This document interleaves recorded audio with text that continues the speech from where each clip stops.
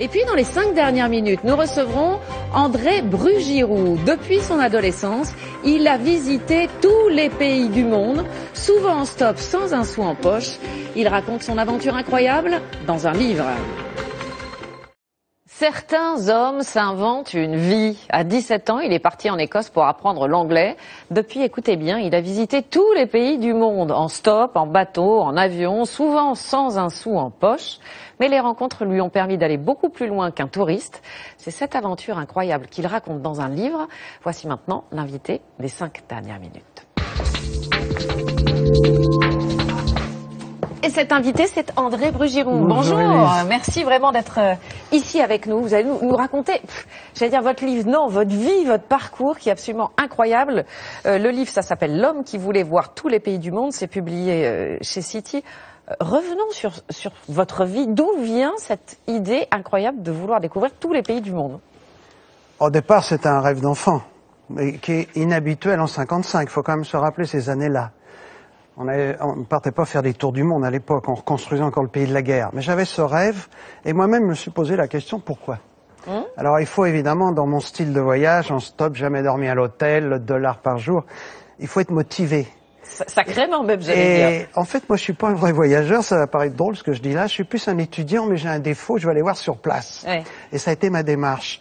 Et alors ma motivation... Vous êtes parti à 17 ans en Écosse, ça c'est le premier voyage, vous partiez pour apprendre l'anglais. Sauf que vous n'êtes pas revenu en France pendant... Ah ben, je suis rentré au bout de 18 ans. Oui, bon, j'avais pas prévu le coup, hein. J'ai pas dit à papa, bisous, bisous, je reviens dans 18 ans. On peut pas prévoir 18 ans à l'avance, mais c'est ce qui s'est produit.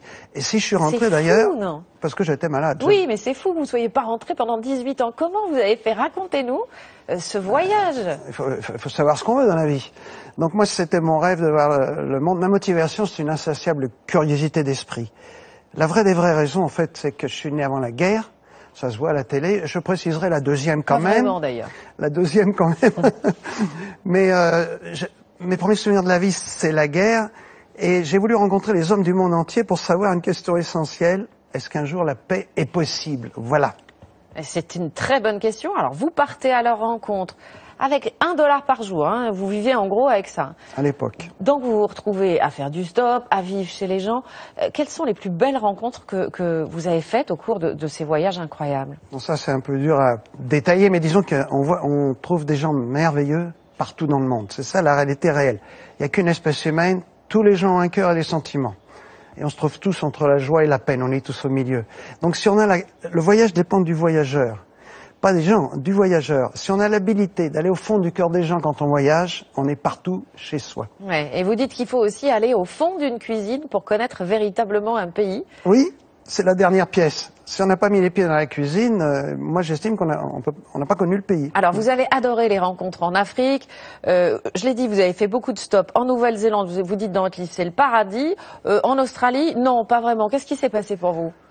Ben, disons, pour la Nouvelle-Zélande, pas besoin de sortir le pouce. Les gars, ils voient un bonhomme avec un sac, ils savent qu'il va quelque part. Ils lui proposent où tu vas, je peux t'emmener. C'est sympa, parce que le reste du temps, on se fait insulter et tout ça. Mais en Australie, moi j'ai sorti parce que j'ai fait 400 000 kilomètres en stop. C'est quand même la distance de la Terre à la Lune. C'est dingue. Alors 300 000 avec celui-là. Ouais. Et puis il y a des malins qui roulent à gauche, donc 100 000 avec celui-là. D'accord. Et c'était le cas de l'Australie. Quand j'ai sorti mon pouce, qu'est-ce qui vous est arrivé? Mais le gars, il s'est arrêté aussi sec, il est descendu et il m'a foutu une baffe. Et pourquoi? Ah ben moi c'est là que j'ai appris, c'est parce que ça c'est une insulte en Australie. Ah. D'ailleurs, pas qu'en Australie. Et le stop en Australie, c'est comme ça. D'accord, on le saura. Le pays en dessous, alors je sais pas si c'est un rapport, le pays en dessous. Oui, peut-être. J'ai appris les choses sur le time. Alors, vous avez été arrêté, vous êtes retrouvé en prison. 7 fois. 7 fois, vous avez eu peur en Afghanistan, en Jordanie, au Venezuela. Mais la peur, pas besoin de prendre les grands trucs de prison, de 6 mitraillettes dans les côtes, baïonnettes entre les 2 yeux, revolver dans le dos. J'attire la ferraille. C'est pas ça, c'est que même dormir tout seul dehors, faites l'essai, vous allez voir que vous ne dormez pas tranquille. Et moi-même, après 60 ans de carrière, je dors encore pas l'esprit tranquille dehors. Mais je dors quand même. Bon. Vous dites quelque chose de très important dans ce livre, c'est que quand vous avez commencé à parcourir le monde il y a presque 60 ans, on pouvait tout faire, tout était gratuit. Vous avez dormi au Machu Picchu dans un sac de couchage, personne ne vous a rien demandé, mais qu'aujourd'hui, malheureusement, ça a beaucoup changé. Oui, la différence de mes 18 premières années, c'est que j'étais l'ami qui vient de loin. D'abord, il y avait 3 milliards d'habitants, pas 7 milliards. Ça change la donne. Bien sûr. Bon, j'étais l'ami qui vient de loin, l'hôte que l'on vénérait. Et maintenant, je suis quoi? Comme tout le monde, la banque ambulante à plumet. Quand je suis rentré fin 67 de ce premier voyage de 18 ans, les choses ont changé.